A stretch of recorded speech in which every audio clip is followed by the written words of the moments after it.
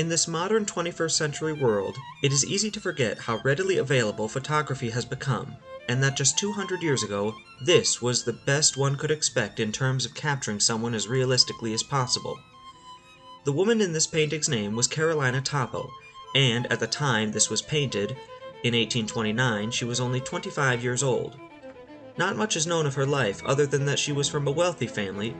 For as accurate as this painting is, it most likely took, in total, several weeks to complete, and was completely unobtainable to the lower classes. Enter Joseph Nicéphore Niépce, a French inventor who just 4 years before Carolina sat down to have her portrait done, took this picture. This is what Niépce would have seen in 1826, and this is an enhanced version created in 1952. The exposure time required to take this picture is generally considered to be roughly 8 hours, but judging by the way the sunlight hits the buildings on opposite sides, some people have said the exposure time could have taken several days. He called the process heliography, which literally means sun drawing. By 1829, Niépce had partnered with Louis Daguerre to produce a higher quality process. But things would change when Joseph Niépce died of a stroke in 1833. Daguerre took Niépce's heliography process, renamed it daguerreotype after himself, and in 1839 introduced photography to the world. During the late 1820s and early 1830s, as Niépce and Daguerre were experimenting, the two took a wide range of pictures, the vast majority of which looked like this. These pictures, all of still life, were experimental. By 1838, Daguerre had cut the exposure time from several hours to just a few minutes. As Daguerre was experimenting, he took this picture from the window of his studio in Paris, France. It is widely believed to be the first photograph to contain people. The people in this picture are unknown, but it is believed to be a shoe shiner and a customer. This was not the only picture that Daguerre took that day. This picture is of the same place, but later in the day based on the position of the shadows on the buildings.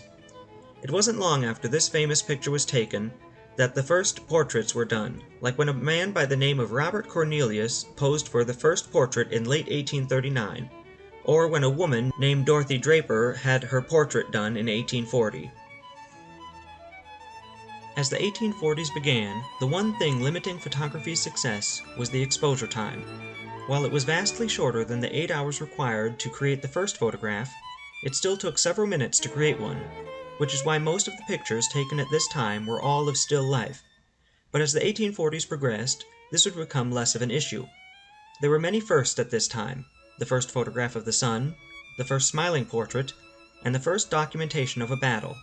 These pictures were taken by Robert Fenton and Philip Henry Delamont of the Crimean War in 1855. Another early photographer of the 1840s was Joseph Philibert Giraud de Prangy. He was the first photographer to travel to the Middle East and take the first pictures of Greece, Palestine, Egypt, Syria, and Turkey.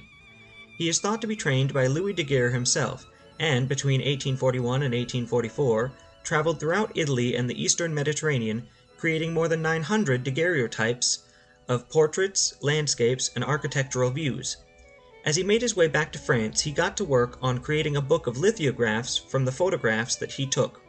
It never occurred to him to publish the photos directly, as they were merely for reference. Unfortunately, the book did not sell well, and the photographs were forgotten until they were found in a storeroom in the 1920s, and even then their importance would not be realized until the 2000s. It took 20 years for the daguerreotype process to be refined enough to become popular with the general public. But by the 1850s, you could have your picture taken for as little as 50 cents or $18 today. Here are but some of the more well-known daguerreotypes of the 1850s.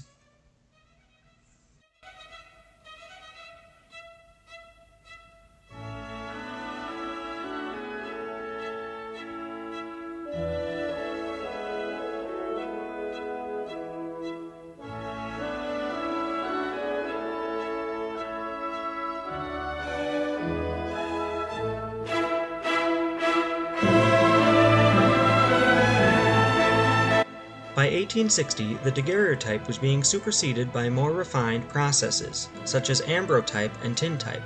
with even these processes becoming obsolete by the turn of the century in favor of handheld cameras.